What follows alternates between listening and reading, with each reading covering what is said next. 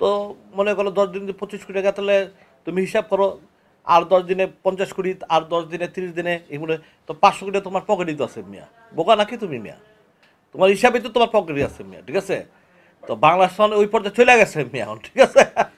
তো আমি তো কি বললাম, হলিউড বলিউডে তো আমি কি বুঝাই, সব ফেল এই মুহূর্তে। তো আমাদের জায়গাটা আমাদের জন্য ভালো হয়েছে, আমরা অলরেডি 500 কোটি টাকার মার্কেট তাড়া করে ফেলছি। এখানে 18টা সিনেপ্লেক্স না, আমি 150 সিনেপ্লেক্সের কথা বলছি বাংলাদেশে আছে এই মুহূর্তে। বলো, কোটি টাকার ইনভেস্ট করবে সিনেমা, 100 কোটির আর্টিস্টদের রেমুনারেশন, আর 200 কোটি টাকা লাভ থাকবে। সবাই আমার চাওয়াবাদ বলছে, মিথ্যা কথা বলছে, এখন সত্য কথাগুলো বলে দিলাম, সমস্যা গেছে। এখন আমার কি বলবো এটা আমি জানি না মানুষ। এখন আমরা সত্য কথা বলি, সৎ পথে চলি, সত্য কথা বলি, সত্য কথা নিয়ে থাকি। এতদিন মিথ্যা কথা আমি বলছি, আজকে সত্য কথাটা বললাম।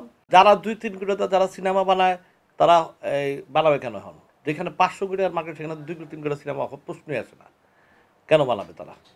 প্রশ্নই আসে না। তারপরে ফাঁকে যদি কেউ 80-90 লাখ টাকা যদি কেউ বানায় ফেলায়, ভুলে যদি বানায় ফেলায়, তো ওই ছবি যদি ভালো যায়, তারপর তাদের পিছনে লেগে জায়গা আরও তাদের পিছনে 1 কোটি টাকা ইনভেস্ট করে দেয়। আমি যেখানে বাংলাদেশে 500 কোটি টাকার মার্কেট, তুমি এখানে 60-65 লাখ লিয়েছো মেয়া।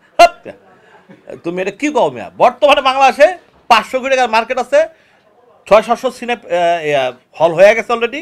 এখন কিন্তু 40টা হল বাংলাদেশে নাই, 18টা সিনেপ্লেক্স কিন্তু বাংলাদেশে নাই, ঠিক আছে? তো এখন কিন্তু অলরেডি এগুলো হয়ে গেছে, বুঝলই না ভাই, তোমার কাছে মাপছে আর বলি না। Thank you. এক সপ্তাহ যদি 18টা সিনেপ্লেক্স আছে, লায়ন, ব্লকবাস্টার, তার বসুন্ধরা, রাইফেলস, সব কিছু মিলে 18টার মতো আছে আমার জানা মতে। 18টা সিনেপ্লেক্সে যদি এক সপ্তাহ হাউসফুল যায়, একদম যদি আমি 200 সিট করে যদি আমি অ্যাভারেজে ধরি যায়, হ্যাঁ, অত 40 লাখ টাকা শেয়ার মানি পায় না। এটা আমার ক্ষেত্রে বলতেছি, আমার ছবি, হ্যাঁ, আমার যদি কোনো ছবি পাই হইতো, আমার যদি কোনো ছবি হইতো, তাও আমি 40 লাখ টাকা পাইতাম না। কারণ আমার এর আগে আমার ছবি তো কিছু রিলিজ করছি, যারা তো আমার ছবি তো হাউসফুল কিছু গেছে, তাই না? এক সপ্তাহে 18টা সিনেপ্লেক্সে 40 লাখ টাকাও পাবো না। এটা শেয়ার যাদের মানে যেই টাকা শেয়ার আসে, দেখ ওইটা পাবেন না। এখন ঘটনা হয়েছে বাংলাদেশে, এখন আমি একটা কথা বলি যে এখন বাংলাদেশে বর্তমানে এই মুহূর্তে 500 কোটি টাকার মার্কেট। 500 কোটি টাকার মার্কেট,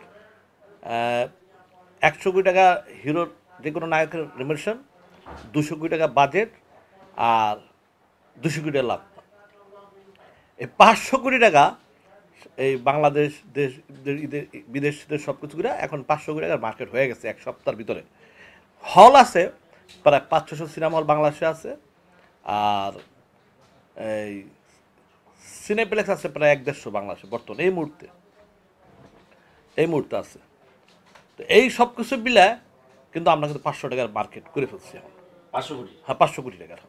এটা কিন্তু বিশাল ব্যাপার, এটা কিন্তু আগে কখনো ছিল না। এই ইদানিং এই যাবৎ এই মার্কেটটা দাঁড়ায় গেছে। তো যারা 1-2 কোটি টাকার ছবি যারা বানায়, তাদের কোনো খানা আছে এনে? যেখানে 500 কোটি টাকার মার্কেট তৈরি হয়ে গেছে অলরেডি বাংলাদেশে, সেখানে কোনো খানা আছে? কোনো খানা নাই। অতএব বাংলাদেশটা এখন ইন্টারন্যাশনাল বলিউড, হলিউড, হংকং, ঠিক আছে, যারা কোরিয়ান, এই এরা মনে পিছিয়ে পড়ে গেছে এই মুহূর্তে তারা পিছিয়ে পড়ে গেছে। কারণ আমাদের বাংলাদেশ, আমাদের যেমন ইন্ডিয়ান মেন বিজনেস কিন্তু সিনেমা, বিশাল রাজস্ব নিয়ে আসে ইন্ডিয়াতে একটা, ঠিক আছে? আমাদের বাংলাদেশও এটা হয়ে গেছে মনে হয় এই মুহূর্তে, যা তোমার সাথে আমি একমত। হইতে পারে, এক কেন্দ্রিক হইতে পারে, কারণ এক ক্যান্ডিডেটের বাজেটই 500 কোটি টাকা। আর যারা এই সিনেমার আশেপাশে যারা থাকে, তাদের হয়তো 10,000-20,000 টাকা তাদের আর্টিস্ট রেমুনারেশন বাড়ি দিতে পারে। যেমন দেখো না মিয়া, বাংলাদেশের সব সেলিব্রিটি মিয়া, ঠিক আছে, যাইয়া গান লাগাই দিল 1 ছবি নিয়া, ঠিক আছে? তো ওদেরকে মিয়া নিচে কি এমনি? ওদের কয় কোটি টাকা নিছে মিয়া? ওদের কয় কোটি টাকা নিছে? ওরা যে মিয়া গেছে এমনি গেছে পাবলিসিটি মিয়া, এখন তো 50 কোটি টাকা পাবলিসিটি করতে হয় মিয়া, ঠিক আছে? বড় বড় ফিগার নিয়ে যেতে হয়। যেমন বিভিন্ন জায়গায় আমাকে ডাকে, হ্যাঁ, টকশোতে আসেন, তাহলে আসার পরে দেখি আমার একটা খাম দেওয়া দেয়, ঠিক আছে? এখন আর্টিস্টদের শিডিউল ফাটায় মনে এখানে যাবে, খাম ছাড়া গেছে নাকি? খাম ছাড়াতে কেউ যায় নাই, তাই না? তো এখন বাজেট এটা ভালো, এটা আমি খারাপ কোনো দিক থেকে বলতেছি, ভালো।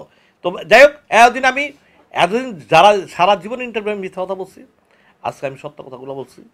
এখন মানুষ যাতে আমার কিছু না পায়।